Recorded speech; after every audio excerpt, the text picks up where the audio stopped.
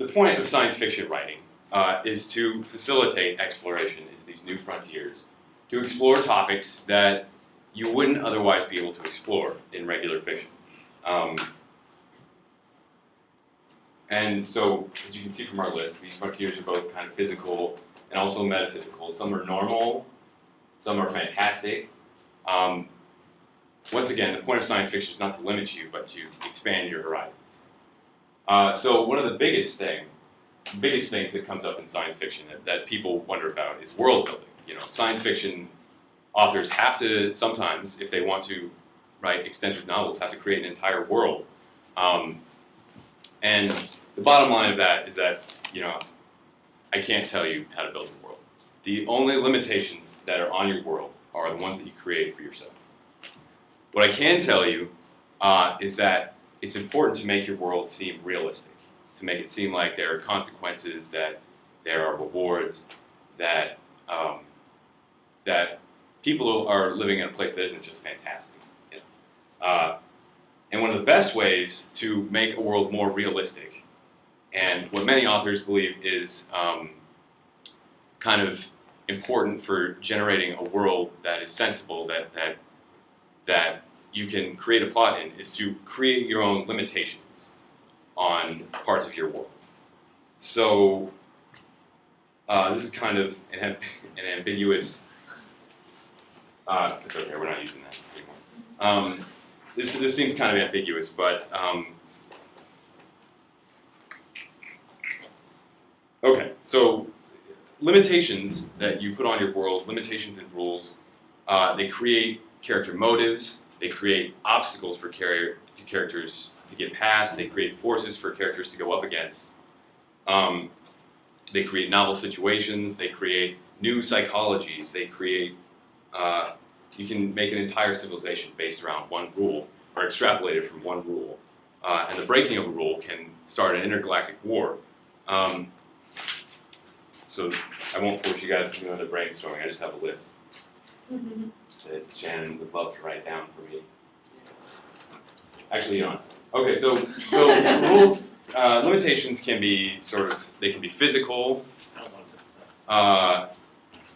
So a good example of physical limitation is like gravity. Exactly, perfect.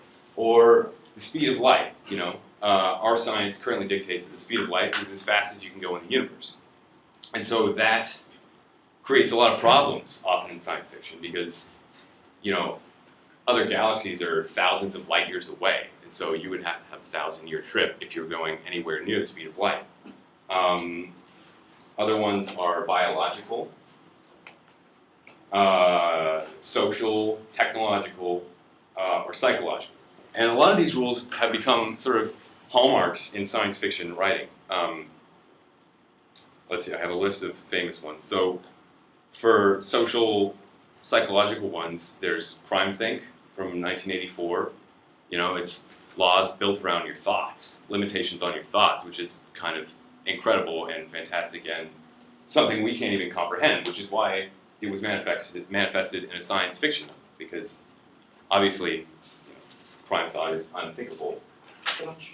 A social, an example of a purely social one. Has anyone watched Star Trek at all? No? Okay. There's a rule called the Prime Directive. Anyone? No. So the Prime Directive is like the #1 rule for the Federation in Star Trek, and it states that there can be no interference with internal development of alien civilizations.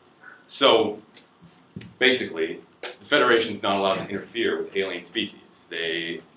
So they've almost extrapolated an entire philosophy in Star Trek based on that, a philosophy of peace, of exploration, and of sort of hands-off, non-interference. And that is, go ahead. Would another example of social be in the Hunger Games, where the government takes the kids and forces them into this, like, random fighting?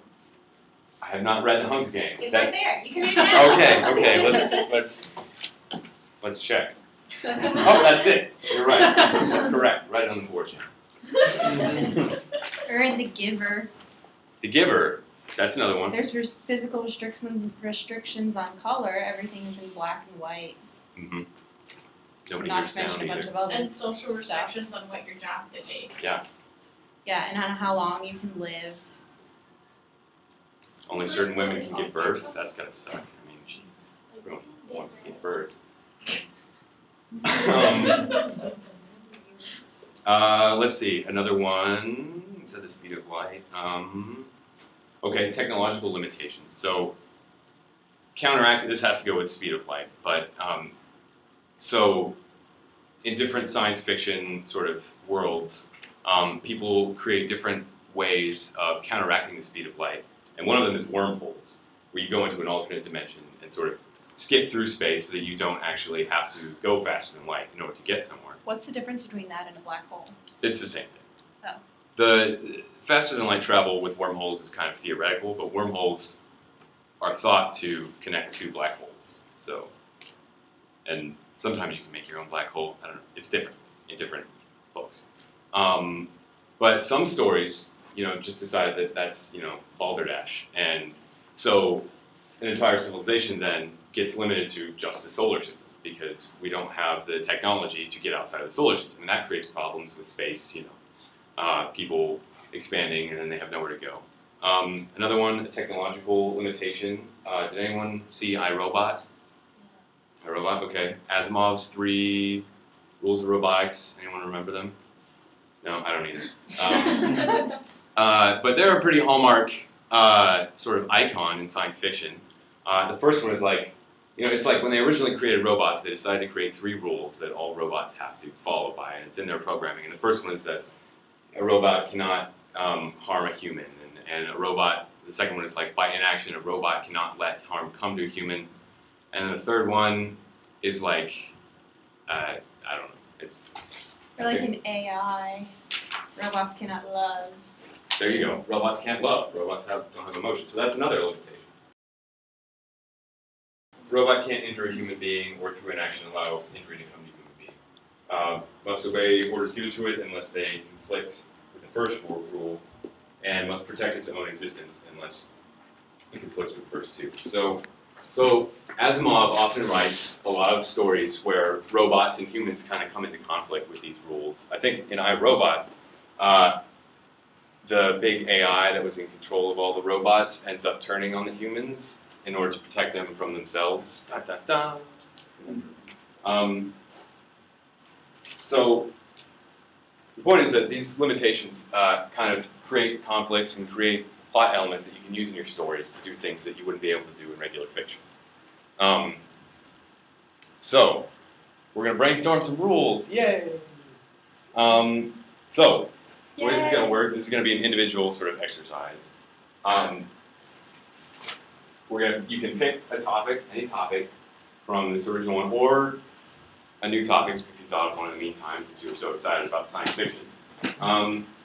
And just make up a rule about it. It can be funny, it can be not funny, it can be ridiculous, it can be not ridiculous. Those are the options. And we'll do that for like 5 minutes, and then we'll discuss our rules. So we're supposed to make up rules for one universe, not just random rules that can apply to any. Right, rules for one universe. Yeah, or Just you can make a one universe that encompasses parallel universes. Sort Exactly. of situation. one rule? existence. How about that? One rule. It can be 1 rule, or it can be 5 rules. It can be 3 rules. Can it be 10? It can be 10 rules. Can it be 100? We only got 5 minutes. Okay, let's share our rules. You don't have to. Anyone want to share their rule? Bam. All of them or just one? Just one. Or all of them at once. Time travel is impossible in the snow. That's a good one. Why is time travel impossible in the snow? Because the snow is both cold and made of water, and Aha. so that inhibits time travel. That's right. That's brilliant. Oh yeah. What if the snow has like, too many particles in it? So every time you try and time travel, you take a bunch of extra particles in your time travel machine. You can't account for all of That doesn't make them. Okay. Since Reed is the expert of Katie's universe. So Bree, what's your rule? Oh,